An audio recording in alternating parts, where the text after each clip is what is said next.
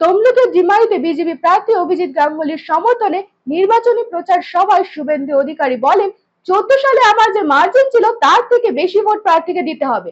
তমলুক যদি 30,000 দেয়, বাকি অঙ্ক আমি মেলাবো। বিজেপি বা অন্য লোকেরা এতদিন তৃণমূলকে চোর বলতো, এখন তো হাইকোর্টের ডিভিশন বেঞ্চও শিলমোহর লাগিয়ে দিল। মমতার পুরো ক্যাবিনেটটাই চোর। এর পাশাপাশি তিনি আর কি বললেন শোনাবো। হাইকোর্টের যে রায় ডিভিশন বেঞ্চে, তারপরে 8 থেকে 80 সবাই বলতে শুরু করেছে শুধু বিজেপি বা অন্য লোকেরা তৃণমূলকে চোর বলতো। এখন হাইকোর্টের ডিভিশন বেঞ্চ শিলমোহর লাগিয়ে দিল, মমতার পুরো ক্যাবিনেটটাই চোর। আজকে একটু আগে আসার সময় মেসেজ পেলাম, কাকুর কণ্ঠস্বর মিলে গেছে, ইডি রিপোর্ট করেছে। কাকুর কণ্ঠস্বর মিলে গেছে মানে এবারে ভাইপোর প্রেসার বেড়ে গেল। এখনই মাপলে দেখবেন 180-র উপরে প্রেসার রান করছে। কি বলছিল? আমার সাহেব, ওর কাজ অব্দি কেউ পৌঁছাতে পারবে না। ধর্মের কল বাতাসে নড়ে। এই চোরেরা পশ্চিমবঙ্গে সব লুট করেছে। যাদের চাকরি চলে গেছে তাদের মধ্যে অনেকে বলছেন আমরা যোগ্য।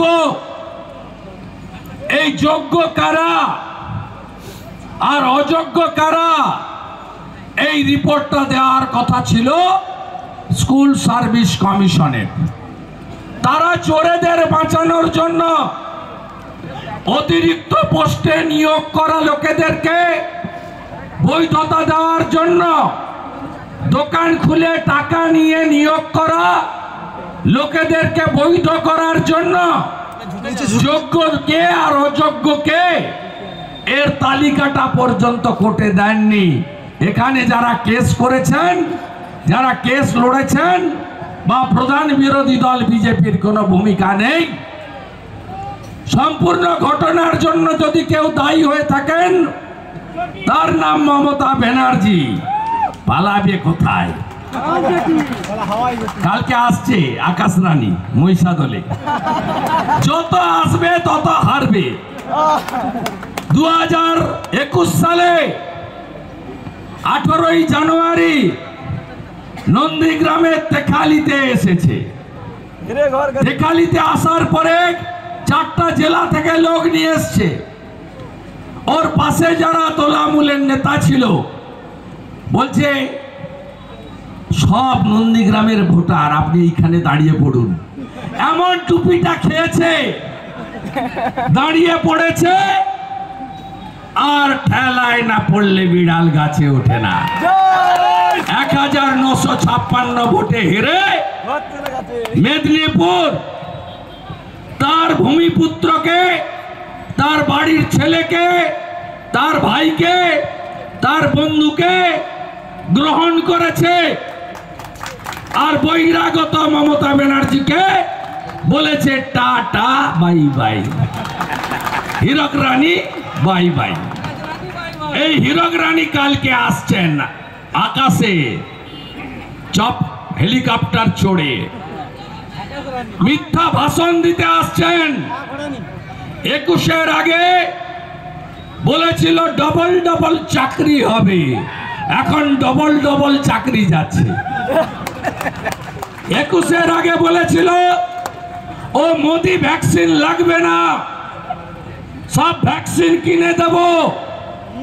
তারপরে বলছে মোদিজি ভ্যাকসিন দেন, ধরম বাবা রক্ষা করো। মোদিজিও 15 কোটি 17 কোটি ভ্যাকসিন বাংলাকে বিনামূল্যে পাঠিয়ে দিয়েছেন। এই মিথ্যাবাদী মুখ্যমন্ত্রী প্রত্যেকবার ভোটের আগে বলে 60,000 চাকরির নোটিফিকেশন হয়ে গেছে, এখন বলছে 10 লক্ষ চাকরি আমার হাতে আছে। এর কথা কেউ বিশ্বাস করে না। এর আমলে আপনারা শুনে রাখুন, আমি কিছুদিন ক্যাবিনেটে ছিলাম। এই ডক্টর অমিত মিত্র বলে একটা লোক আছে, 6 লক্ষ পার্মানেন্ট পোস্ট অবলুপ্ত করেছেন। তার বদলে 30,000 কন্ট্রাকচুয়াল চাকরি হয়েছে পার্টির নেতাদের আত্মীয় স্বজন অথবা টাকার বিনিময়ে।